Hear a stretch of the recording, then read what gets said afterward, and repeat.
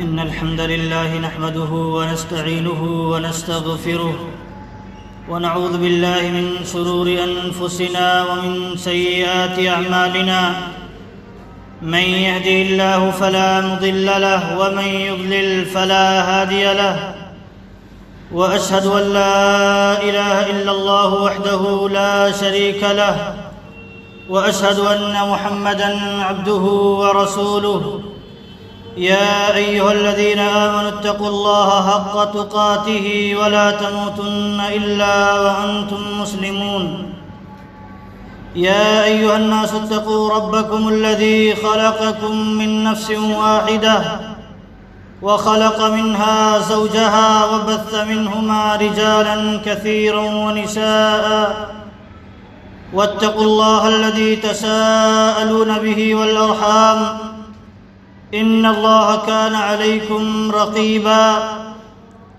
يا أيها الذين آمنوا اتقوا الله وقولوا قولا سديدا يصلح لكم أعمالكم ويغفر لكم ذنوبكم ومن يطع الله ورسوله فقد فاز فوزا عظيما أما بعد فإن خير الحديث كتاب الله وخير الهدى هدى محمد صلى الله عليه وسلم وشر الأمور محدثاتها وكل محدثة بدعة وكل بدعة ضلالة وكل ضلالة في النار أعوذ بالله من الشيطان الرجيم بسم الله الرحمن الرحيم يا أيها الذين آمنوا كتب عليكم الصيام كما كتب على الذين من قبلكم لعلكم تتقون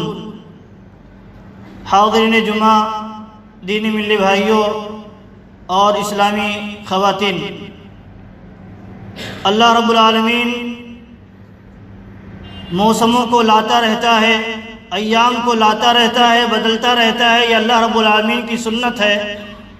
لیکن اللہ رب العالمین اس سنت میں، اپنی اس سنت میں انسانوں کے لیے بسا اوقات بھلائی کی راہ فراہم کر دیتا ہے، موقع عنایت فرما دیتا ہے کہ ایسے موقعوں پر، ایسے ایام میں انسان اللہ رب العالمین کی عبادت کر کے، اللہ رب العالمین کی بندگی کر کے ڈھیر سارا ثواب حاصل کر لے اور اللہ رب العالمین کی خوشنودی حاصل کر لے اور اپنے آپ کو جہنم سے بچا لے جائے۔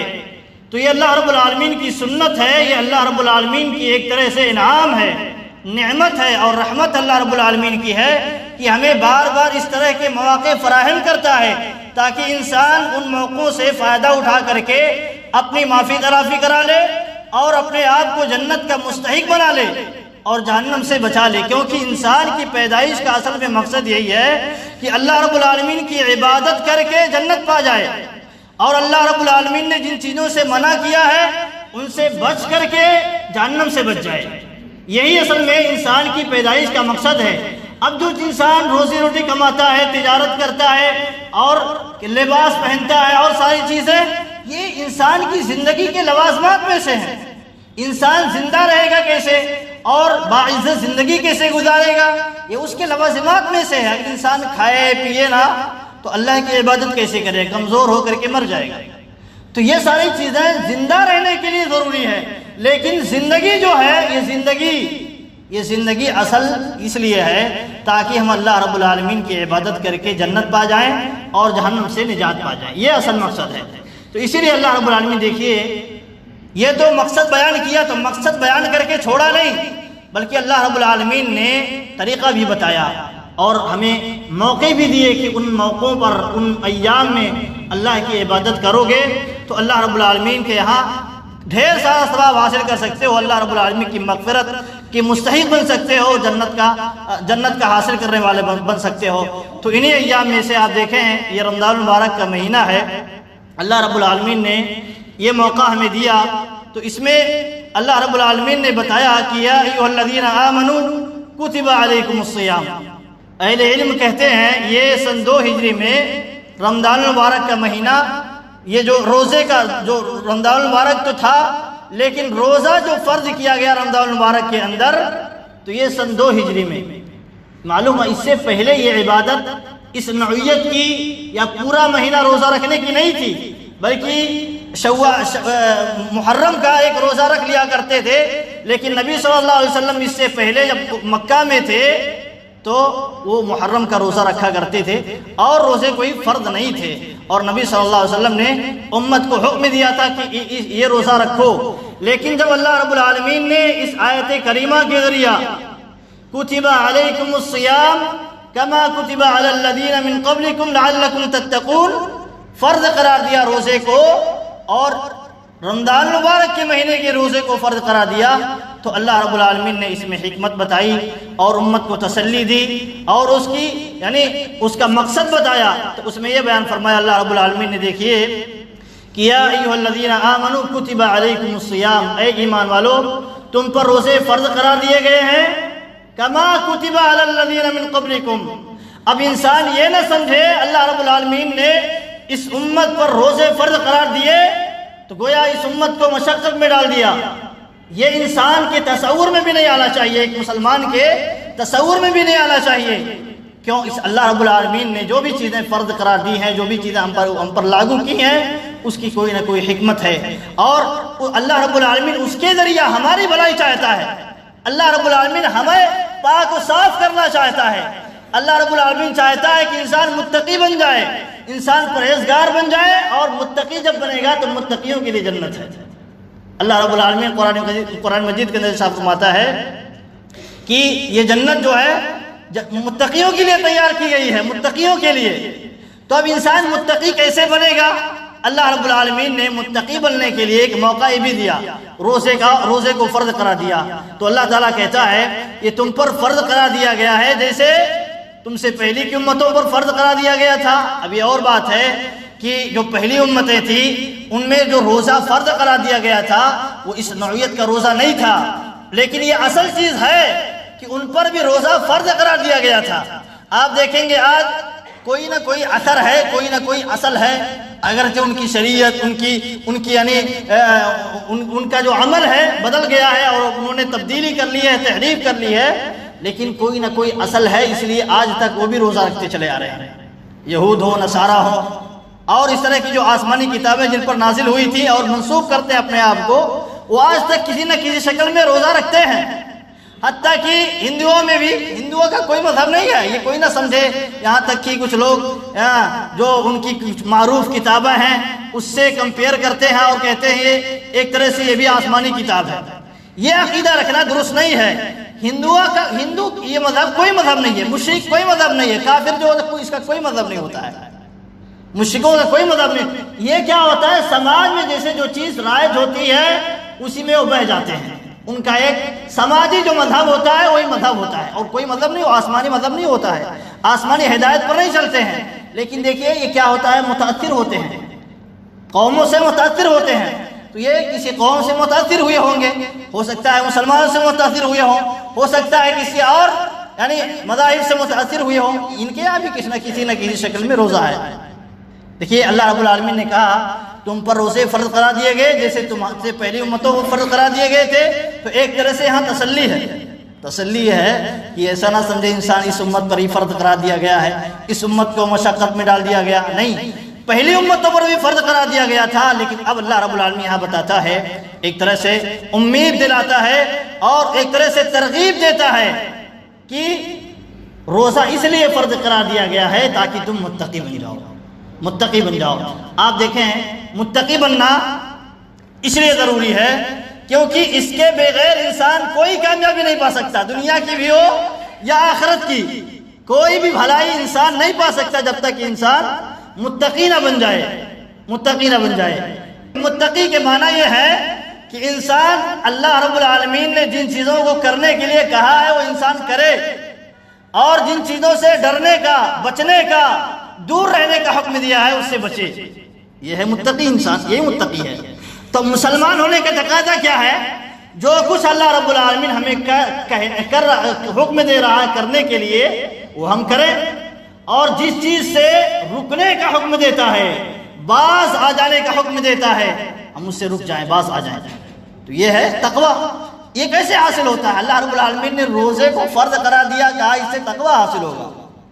تو اس سے دیکھیے یہ دو طریقے سے حاصل ہوتا ہے، تقوی دو طریقے سے حاصل ہوتا ہے، اور رمضان المبارک کے مہینے بھی یہ دونوں چیزیں موجود ہیں۔ ایک تو یہ ہے کہ انسان جو پہلے سے گناہ کیا ہوا ہے، پہلے سے جو گناہ کیا ہے انسان اس کو دور کر دے، توبہ استغفار کر لے، اللہ رب العالمین سے معافی تلافی کرا لے، ان گناہوں سے دور ہو جائے۔ اب آئندہ اپنی زندگی میں جو چیز نافذ کر رہا ہے وہ کیا ہے؟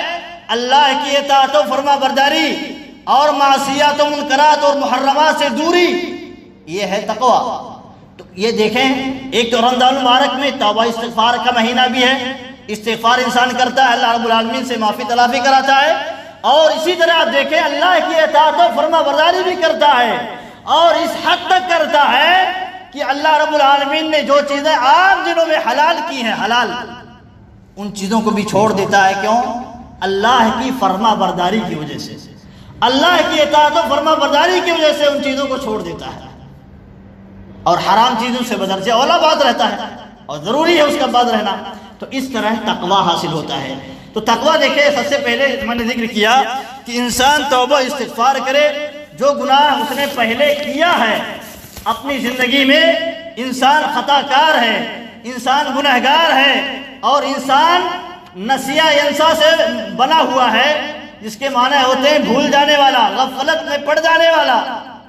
تو اب غفلت میں پڑ جاتا ہے، یا بسا اوقات کیا ہوتا ہے اس کے انجام اس کے سامنے جو ہوتے ہیں خطرناک انجام جو ہیں گناہوں کے، اوجھل ہو جاتے ہیں، غفلت کا شکار ہو جاتا ہے بسا اوقات، تو اوجھل ہو جاتے ہیں اور وہ گناہ کر جاتا ہے، وہ گناہ کر جاتا ہے۔ تو کیا اب اس کا یہ معنی ہوا اب اس کے لیے کوئی آپشن نہیں ہے، کوئی دروازہ نہیں ہے، اب اس کو جہنم کا یعنی جہنم کی سزا چکھنی ہے، مزہ چکھنی ہے؟ ایسا نہیں ہے۔ اللہ رب العالمین دیکھیے موقع دیتا ہے، انسان کو موقع دیتا ہے، انسان سے غلطیاں ہوتی ہیں، اور اسی بنیاد پر اللہ رب العالمین نے انسان کو پسند فرمایا ہے، انسان غلطیاں کرے، اللہ سے توبہ کرے، اللہ کو یہ پسند ہے۔ انسان غلطیاں کرے، اور غلطیاں ایسا نہیں ہے جان بوجھ کر کے کرے، اور اس طرح ایسا نہیں ہے اگر جان بوجھ کر کے ہو بھی جائے تو اب اس پر کیا ہے اصرار کرتا رہے، اور یہ سمجھتا رہے کہ اللہ رب العالمین ہمیں معاف کرتا رہے گا اور ہم کرتے رہیں، ایسا نہیں، بلکہ اپنے حد تک بچتا رہے، بچنے کی کوشش کرتا رہے۔ لیکن کیا ہے، انسان کی یہ فطری کمزوری ہے، انسان کی فطری کمزوری ہے، اس سے غلطیاں ہوگی۔ تو جب ہو جائیں غلطیاں تو اس کا کام یہ ہے کہ ایسا نہ کرے کہ اب ہم بیٹھے رہیں، اللہ رب العالمین چاہے تو معاف کرے گا، نہیں چاہے تو نہ معاف کرے گا، یہ اپنا طریقہ نہیں ہے، بلکہ اللہ رب العالمین کے سامنے انسان کیا کرے، گریہ وزاری کرے، اللہ رب العالمین کے سامنے روئے، گڑ گڑائے، توبہ استغفار کرے، معافی مانگے اللہ رب العالمین سے۔ اللہ کے نبی صلی اللہ علیہ وسلم فرماتے ہیں کہ کل بنی آدم خطاء وخیر الخطائین التوابون۔ اللہ کے نبی صلی اللہ علیہ وسلم فرماتے ہیں، دیکھیے آدم کی جتنی بھی اولاد ہے، جتنی بھی اولاد، سب کی سب خطاوار ہے، سب سے خطا کا صدور ہوگا، سب سے خطا کا صدور ہوگا، چھوٹا ہو یا بڑا ہو، بڑے گناہ ہو یا چھوٹے گناہ ہو۔ لیکن اب ان میں سب سے بہتر اس کو نہیں کہا گیا جو سینے سے گناہ ہی نہ کرے، سب سے بہتر یہ ہو ہی نہیں سکتا، کیونکہ انسان کی فطرت ہے، غلطی کرے گا۔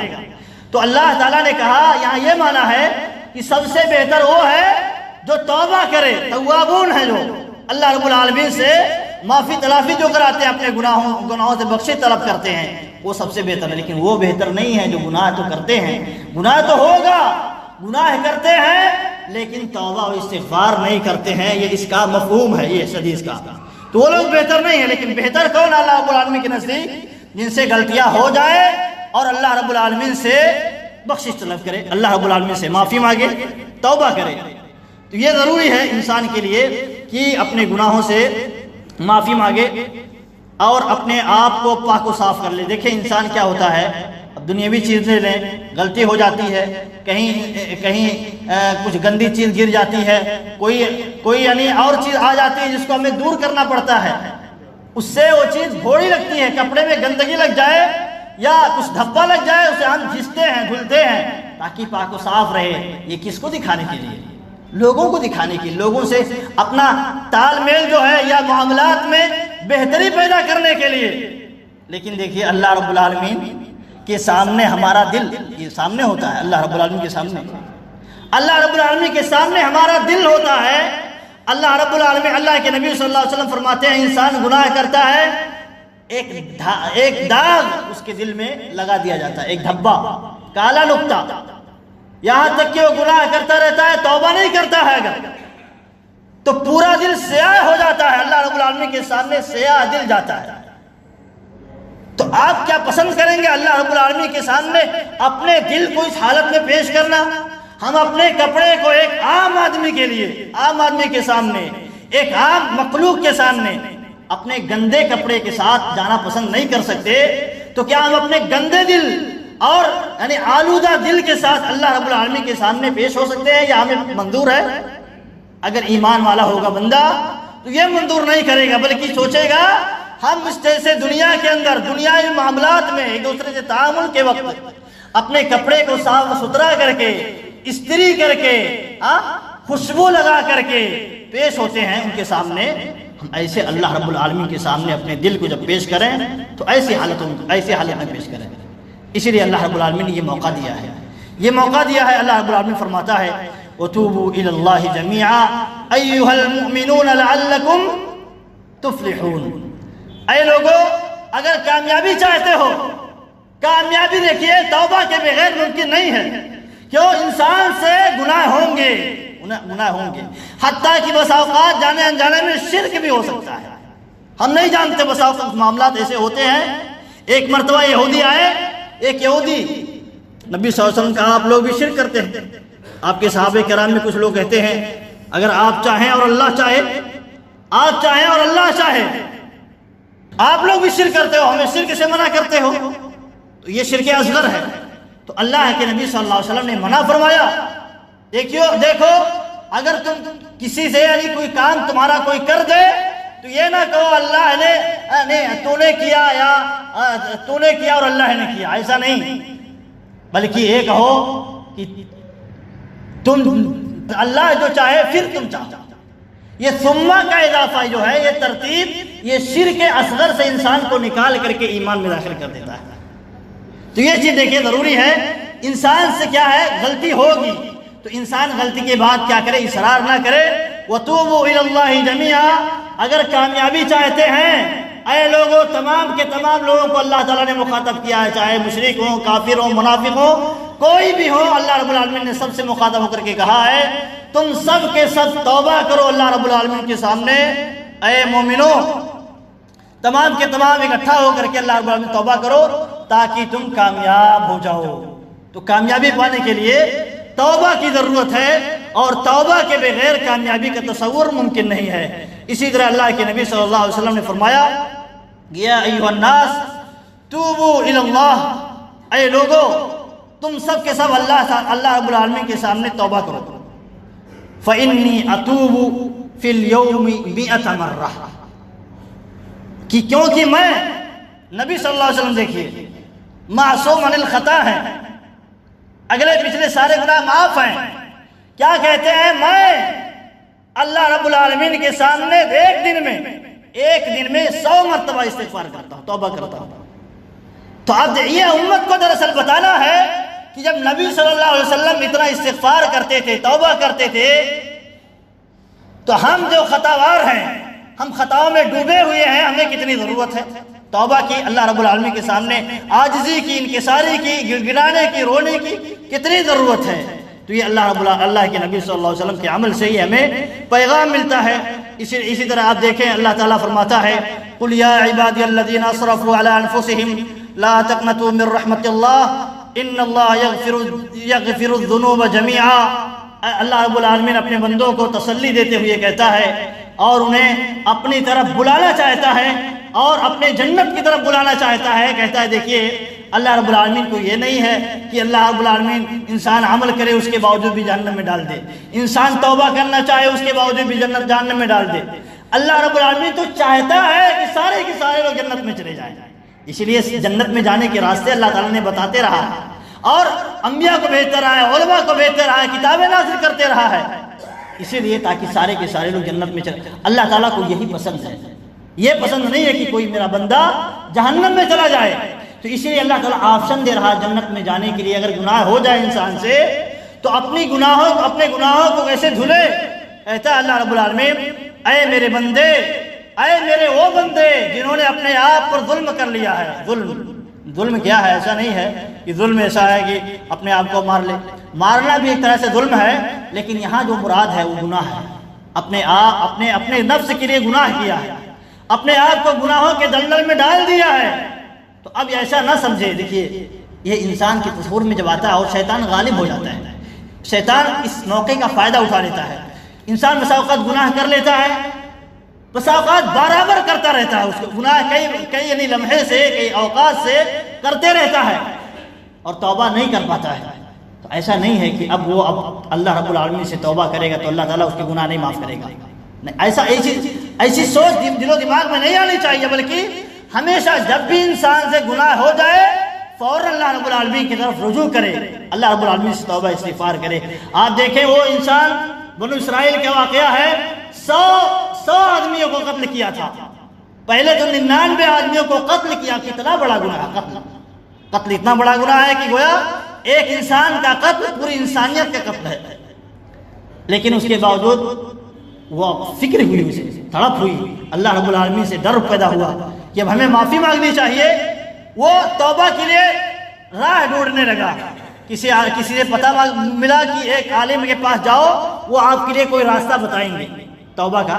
دیکھیے اسی لیے عالم سے پوچھنا، اگر کوئی مسئلہ اس طرح کا پیش آئے اور کسی سچویشن میں انسان پھنسے اور اسے معلوم نہ ہو کہ کیا نجات کا راستہ کیا ہے، تو ایسا نہیں ہونا چاہیے کسی جاہل سے پوچھ لے اور کسی تنگی میں اور مبتلا ہو جائے۔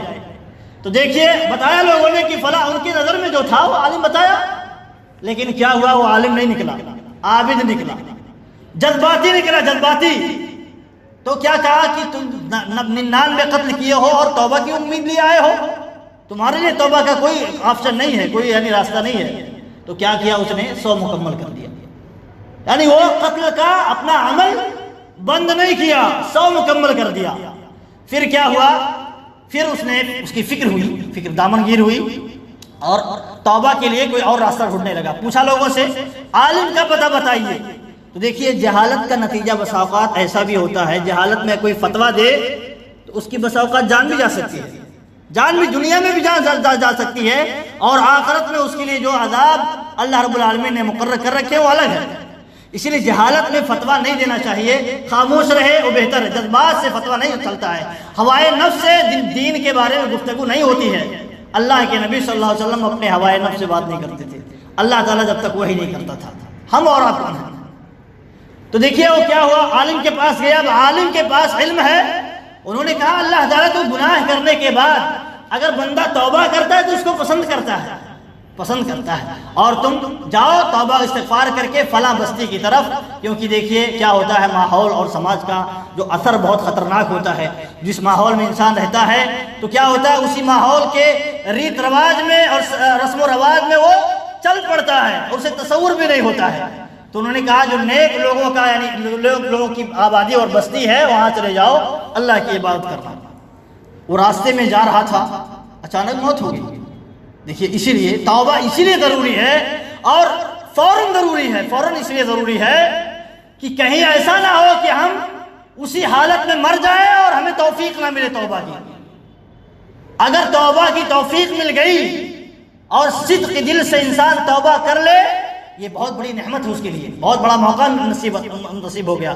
اسی لیے اہل علم کہتے ہیں تب الآن، ابھی توبہ کرو، ابھی۔ ایسا نہ سوچو ابھی بعد میں کر لیں گے، بات کی تمہیں گارنٹی کیا ہے؟ ابھی کا موقع تمہیں نصیب ہے، ابھی تو ہم دیکھ رہے ہیں ہم زندہ ہیں، بعد میں بھی زندہ رہیں گے یا نہیں رہیں گے ہمیں کیا معلوم؟ تو ہمیں اگر یہ نہیں معلوم ہے تو یہ عقل مند کے لیے یہ کیسے زیب دیتا ہے کہ وہ اپنے توبے کو مؤخر کرتا رہے، بڈھے ہوں گے، بڑھاپے میں جائیں گے تب توبہ استغفار کر لیں گے، کیا پتا ہم اس عمر میں پہنچے یا نہ پہنچے۔ نواب صدیق حسن خان کہتے ہیں کہ دیکھیے ہم اپنا جائزہ لیتے ہیں سماج میں، تو دیکھتے ہیں بڈھے سماج میں بہت کم ملتے ہیں، بڈھے بہت کم ملتے ہیں، بچے اور جوان بہت زیادہ ملتے ہیں۔ آپ دیکھیں اپنے سماج میں دیکھیں بچے اور جوان بہت زیادہ ہیں۔ اس کی ایک وجہ بتاتے ہیں کہ دیکھیں انسان بڈھا ہونے سے پہلے اکثریت انسانوں کی بڑھاپے سے پہلے وفات پا جاتی ہے۔ آپ دیکھیں اگر وفات نہ پاتی تو بڈھے بھی کثرت کی تعداد میں ہوتے، اگر کثرت میں نہیں ہوتے تو نصف تعداد میں ہوتے۔ تو نواز شریف ایک حکمت کی بات کرتے ہیں کہ دیکھیے یہاں فکر کرنا چاہیے انسان کو، ایسا نہ سوچے ہم بڑھاپے کی عمر پہنچیں گے تب توبہ استغفار کر لیں گے، اللہ رب العالمین کی عبادت بجا لائیں گے۔ ارے ہمیں کیا معلوم کہ ہمیں وہ موقع ملے گا یا نہیں ملے گا؟ تو اسی لیے کہا جاتا تب الآن، ابھی توبہ کرو، ہمیں نہیں معلوم کہ کل کی زندگی یا بعد کی زندگی ملے گی یا نہیں ملے گی۔ اللہ رب العالمین نے اس لیے فرمایا کہ اے میرے بندو جنہوں نے اپنے آپ پر ظلم کیا ہے وہ کیا کرے؟ توبہ استغفار کرے۔ الا انفسہم لا تقنطوا من رحمت اللہ، اللہ کی رحمت سے مایوس نہ ہو۔ شیطان یہ وسوسہ نہ ڈالے ہمیں تو اللہ تعالیٰ نہیں معاف کرے گا، ہماری دعائیں نہیں قبول کرے گا۔ اب کیا ہوتا ہے اسی چکر میں انسان قبروں پر پہنچ جاتا ہے، کہیں کسی غیر شرعی طریقے پر علاج و معالجے کے لیے چلا جاتا ہے، پیشہ ور راقیوں کے پاس چلا جاتا ہے۔ کیوں؟ ہماری دعا ہم تو بہت گنہگار ہیں، فلاں کئی وسیلے کے ذریعے ہم پہنچ جائیں گے اللہ تعالیٰ سے، ہم اپنی بات رکھ سکتے ہیں۔ یہ تصور نہیں، اللہ رب العالمین خود اسی بندے سے کہتا ہے جو خود گناہوں میں ڈوبا ہوا ہے۔ اسرفو کے معنی یہ ہوتے ہیں بہت زیادہ گناہ کرنے والا، اسراف کرنے والا، گناہوں میں بہت زیادہ دور تک چلے جانے والا۔ تو اس حالت میں پہنچ گیا ہے، تب بھی اللہ رب العالمین کہہ رہا ہے تم اللہ کی رحمت سے مایوس نہ ہو۔ لیکن مایوس ہونے کا مطلب یہ نہیں ہے اب بس امید رکھے رہے کہ اللہ تو رحیم ہے، کریم ہے، اور توبہ استغفار نہ کرے اور عمل نہ کرے، یہ معنی نہیں ہے۔ بلکہ جب یہ سمجھ لے اس کو، یعنی یہ تڑپ دامن گیر ہو کہ ہم نے تو بہت گناہ کر لیا ہے، تو اب یہ مایوس نہ ہو کہ ہم نے بہت گناہ کیا ہے تو ہم توبہ کریں گے تو کہیں اللہ ہماری توبہ کو رد نہ کر دے۔ نہیں، یہ مایوسی نہیں ہونی چاہیے، بلکہ امید لگانا چاہیے اللہ رب العالمین سے۔ کیوں؟ ان اللہ یغفر الذنوب جميعا، اللہ رب العالمین کہتا ہے ہم تو سارے گناہ کو معاف کر دیں گے، معاف کرنے والے ہیں، سارے گناہ کو معاف کر دے گا اللہ رب العالمین۔ تو انسان کو مایوس نہیں ہونا چاہیے۔ اور دیکھیے اللہ رب العالمین نے فرمایا کہ ان المسرفین هم اصحاب النار، ایک جگہ فرمایا کہ جو بہت زیادہ گناہ کرتے ہیں وہ جہنمی ہیں، وہ جہنم میں جائیں گے۔ کب جائیں گے؟ یہ معنی ہے یہ کب جائیں گے؟ جب توبہ استغفار کیے بغیر چلے گئے ہوں، مر گئے ہوں۔ توبہ استغفار کیے بغیر انسان مر جائے تو جہنم میں چلا جائے گا، کفر کی حالت میں مرا ہے تو جہنم میں جائے گا۔ اور اگر بڑے بڑے گناہ کرتا رہا ہے تو اللہ رب العالمین چاہے گا تو اسے اپنی مشیت پر معلق ہے، اس کے اعمال پسند آئیں گے تو معاف کر دے گا، اور اگر نہیں چاہے گا تو اللہ رب العالمین اسے جہنم میں ڈال دے گا۔ اس لیے اللہ رب العالمین فرمایا ہے ان المسرفین هم اصحاب النار، جو گناہوں میں ڈوبے ہوئے ہیں وہ جہنمی ہیں۔ پھر اسی لیے آپشن دے رہا اللہ رب العالمین کی جو اسراف گناہوں میں ڈوبے ہوئے ہیں وہ توبہ استغفار کر لیں، اللہ رب العالمین کی رحمت سے مایوس نہ ہو، یہ ان کے لیے موقع ہے اور ان کے لیے یہ اللہ رب العالمین آپشن دے رہا ہے۔ اسی طرح اللہ رب العالمین فرماتا ہے کہ فَادْعُوا اللَّهَ مُخْلِصِينَ لَهُ الدِّينَ، لیکن دیکھیے جو توبہ استغفار ہے یہ اخلاص کے ساتھ ہونا چاہیے۔ ایسا نہیں کہ انسان توبہ کر لیا ایسے ہی اور اس کے بعد پھر اسے کرنے لگا، یا غفلت والے دل سے کیا اور دل میں وہی امید جاگی رہی یا لگی رہی کہ پھر کریں گے، یا ایسا نہ سمجھے کہ بلکہ اس کی یہ سوچ ہونی چاہیے کہ ہم جو گناہ کیے ہیں اب اس کو ہم نہیں کریں گے، یہ پختہ ارادہ رکھنا چاہیے۔ اس کے شرائط انشاءاللہ بیان کیے جائیں گے۔ اللہ رب العالمین نے کہا کہ فَادْعُوا اللَّهَ مُخْلِصِينَ لَهُ الدِّينَ، اللہ رب العالمین سے اخلاص کے ساتھ دعا کرو۔ اللہ رب العالمین اخلاص کی عبادت جو ہے وہی قبول فرماتا ہے، اور دعا بھی عبادت ہے، الدعاء هو العبادہ، تو اس کے اندر بھی اخلاص ہونا چاہیے۔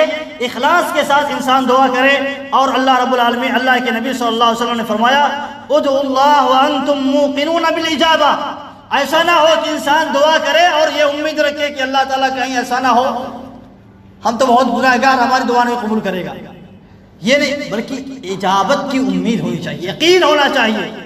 دعا کر رہا ہے تو اس امید کے ساتھ کہ ہم اپنے گناہوں سے توبہ کر رہے ہیں اور اللہ رب العالمین غفور رحیم ہے، تو اللہ رب العالمین ہمارے گناہوں کو معاف کرے گا، تو یہ یقین ہونا چاہیے، ایسا نہیں ہونا چاہیے غافل دل ہو۔ اللہ آگے فرمایا اللہ کے نبی صلی اللہ علیہ وسلم وَاعْلَمُوا أَنَّ اللَّهَ لَا يَسْتَجِيبُ دُعَاءً مِّن قَلْبٍ غَافِلٍ لَاهٍ۔ اللہ رب العالمین ایسے آدمی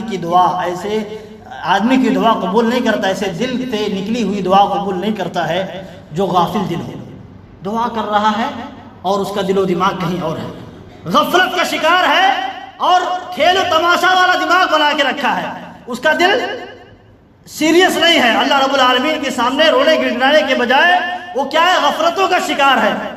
تو دعا کر رہا ہے، زبان سے ادا کر رہا ہے، لا الہ الا استغفر اللہ پڑھ رہا ہے، اس کا کوئی معنی نہیں ہے، اس کا کوئی حاصل نہیں ہوگا۔ اللہ رب العالمین چاہتا ہے کہ دعا کرو تو اجابت کی امید کے ساتھ، یقین کے ساتھ اور پوری توجہ کے ساتھ اللہ رب العالمین سے دعا کرے انسان، اور یہ سوچے کہ ہم اس کو اب ہم نہیں کریں گے۔ اسی لیے اہل علم نے کہا ہے کہ توبہ کی جو شرائط ہیں اس کو انسان ملحوظ خاطر رکھے، تاکہ یہ جو اس توبہ استغفار کر رہا ہے، گناہوں سے معافی تلافی کر رہا ہے، تو کیا ہو، اس کا قبول ہو جائے اللہ رب العالمین کے نزدیک۔ تو اس کے یعنی کچھ شرائط بیان کیے ہیں اہل علم نے، تو ان شرائط میں سے ایک شرط یہ ہے کہ سب سے پہلے تو گناہ کو جڑ سے اکھاڑ پھینکنے کی نیت رکھے، یہی ہے اخلاص، جڑ سے اکھاڑ پھینکنے کی نیت کرے، اب ہم یہ گناہ کبھی نہیں کریں گے۔ یہ کوئی بھی گناہ کیا ہو، شرک کیا ہو، کفر کیا ہو، کبائر گناہ کیا ہو، پہلی یہ شرط ہے کہ دل میں یہ یقین رکھے، یہ نیت کرے اب ہم یہ گناہ کبھی نہیں کریں گے۔ وَالنَّدْمُ عَلَى مَا فَعَلَ، اور دوسری شرط یہ ہے کہ جو کچھ اس نے گناہ کر دیا ہے اس پہ ندامت ظاہر کرے، شرمندگی ظاہر کرے، اللہ رب العالمین کے سامنے شرمندگی ظاہر کرے، مایوس ہو۔ اور تیسری چیز یہ ہے العزم علی عدم العودہ، اب یہ گناہ نہیں کرے گا، پختہ ارادہ کرے کہ اب یہ گناہ ہم نہیں کریں گے، اللہ رب العالمین سے وعدہ کرے۔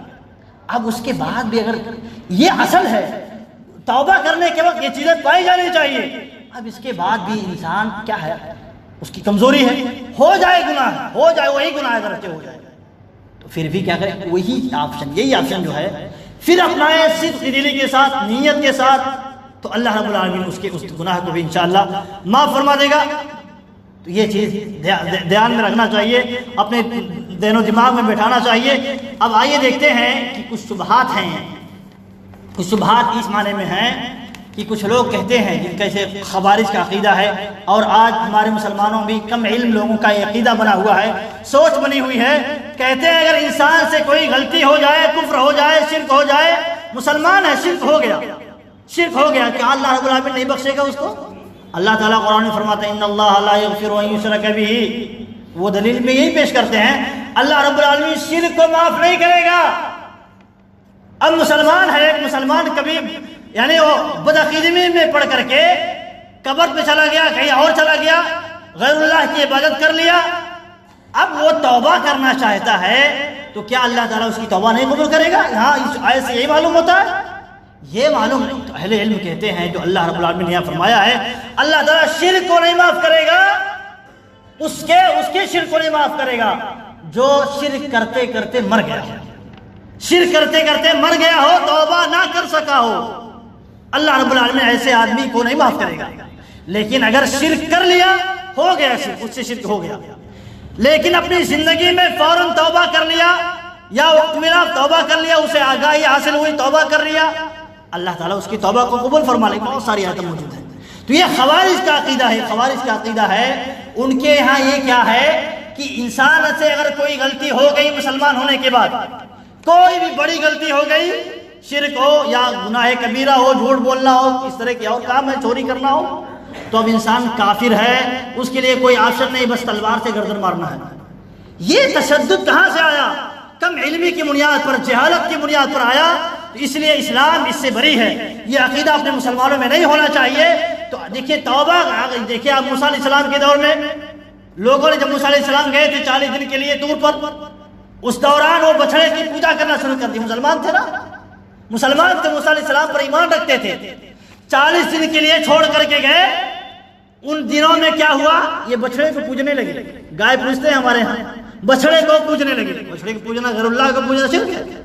پھر کیا ہوا دیکھیے اللہ تعالیٰ نے ان کے بارے میں کہا اذ قال موسیٰ لقومہ یا قوم انکم ظلمتم انفسکم باتخاذکم العجل، تم نے ظلم کر لیا اپنے آپ پر، بچڑے کو معبود بنا کر کے ظلم کر لیا اپنے آپ پر، پھر کیا کرنا ہے؟ فتوبوا الی باریکم، اگر آپشن نہیں ہوتا توبہ کا، شرک کے بعد آپشن نہیں ہوتا توبہ کا، تو کیوں اللہ کے نبی موسیٰ علیہ السلام کہتے اپنے قوم سے کہ تم اپنے رب کے سامنے توبہ کرو؟ تو یہ معلوم ہوتا ہے یہ عقیدہ نہیں ہونا چاہیے، یہ ذہن و دماغ میں نہیں بیٹھنا چاہیے کہ اگر انسان سے شرک بھی ہو جائے، بڑے بڑے گناہ ہو جائے تو اللہ تعالیٰ آپ نہیں معاف کرے گا۔ نہیں، یہ خوارج کا عقیدہ ہے، مسلمانوں کا عقیدہ نہیں ہے۔ انسان جب تک زندہ ہے اس کے لیے ما لم یغرغر، جب تک کہ موت گلے میں آواز نہ کرنے لگے تب تک اس کے لیے فرصت ہے، اللہ کے نبی صلی اللہ علیہ وسلم نے فرمایا، یا جب تک کہ یہ مشرق سے سورج نکلتا ہے مغرب سے نکلنے نہ لگے تب تک توبہ کا دروازہ کھلا ہوا ہے۔ انسان کو توبہ کر لینا چاہیے اور جلدی کرنی چاہیے توبہ میں، کیونکہ اللہ رب العالمین نے کیا لکھا ہے ہمارے لیے، کب ہماری موت آ جائے ہمیں نہیں معلوم ہے، یہ ہمیں ذہن و دماغ میں رکھنا چاہیے۔ اور یہ رمضان المبارک کا جو مہینہ ہے، اس مہینے میں خصوصی طور پر توبہ استغفار اس لیے کرنا چاہیے کیونکہ یہ مہینہ ہی اسی لیے ہے، اللہ کے نبی صلی اللہ علیہ وسلم نے فرمایا وَرَمَضَانُ إِلَى رَمَضَانَ مُكَفِّرَاتٌ لِمَا بَيْنَهُنَّ مُجْتَنِبَةِ الْكَبَائِرِ، کہ رمضان دوسرے رمضان کے درمیان کے گناہ کو مٹا دیتا ہے۔ تو ایسے نہیں، چھوٹے گناہ تو مٹا دیتا ہے لیکن جو بڑے گناہ ہوتے ہیں وہ توبہ کو موقع دیتا ہے، اس کے اندر استغفار کرے انسان۔ اور اسی لیے اللہ کے نبی صلی اللہ علیہ وسلم نے فرمایا، دیکھیں اگر یوں ہی معاف کر دیتا گناہ سارے گناہوں کو، یعنی رمضان مبارک بڑے چھوٹے گناہوں کو، اور توبہ کی ضرورت نہ ہوتی تو اللہ کے نبی صلی اللہ علیہ وسلم یہ کیوں کہتے کہ وہ آدمی اس کا نام خاک آلود ہو جائے یا برباد ہو جائے جو رمضان مبارک کا مہینہ پاتا ہے اور اپنے آپ کی بخشش نہیں کرا لیتا ہے۔ تو یہ چیز ہے، ضروری ہے کہ انسان توبہ استغفار کے لیے، یہ مہینہ اس کے لیے بھی خاص ہے۔ اور اللہ کے نبی صلی اللہ علیہ وسلم نے فرمایا کہ ہر رات اللہ رب العالمین توبہ استغفار کرنے کی وجہ سے کچھ لوگوں کو جہنم سے آزاد کر دیتا ہے، یہ ہر رات ہوتا ہے رمضان المبارک میں، تو یہ جاننا چاہیے۔ اور توبہ، دیکھیے تقویٰ کے متعلق کی بات تھی، یہ دو چیزوں سے حاصل ہوتا ہے، ایک تو پہلے گناہوں سے توبہ استغفار کرے، اب اس کے بعد جب پاک و صاف ہو جائے تو اللہ تعالیٰ کی اطاعت کرے اور جو چیزیں منع کی گئی ہیں اس سے رک جائے۔ تو رمضان میں یہ ساری چیزیں پائی جاتی ہیں، روزہ رکھنا اور اس طرح کی جو عبادتیں ہیں، اس دوسرے ایام میں بھی ان ایام میں عبادت کر کے یہ تقویت حاصل ہوتی ہے، تقویٰ حاصل ہو جاتا ہے، تو دوسرے ایام میں بھی انسان اسی طرح زندگی گزارتا ہے۔ اللہ رب العالمین سے دعا ہے کہ اللہ رب العالمین ہمیں تقویٰ کی زندگی نصیب فرمائے، اور اللہ رب العالمین ہم سے جو گناہ ہو گئے ہیں، ہم سے جو جانے انجانے میں جو بھی گناہ ہوئے ہیں، چھوٹے ہوئے ہوں یا بڑے ہوئے ہوں، اللہ رب العالمین انہیں معاف فرمائے، درگزر فرمائے، اور ہمیں اخلاص و للہیت کے ساتھ تیری رضا کے خاطر زندگی گزارنے کی توفیق دے، اور ہماری موت آئے تو ایمان و تقویٰ پر آئے۔ آمین و آخر دعوانا الحمدللہ رب العالمین۔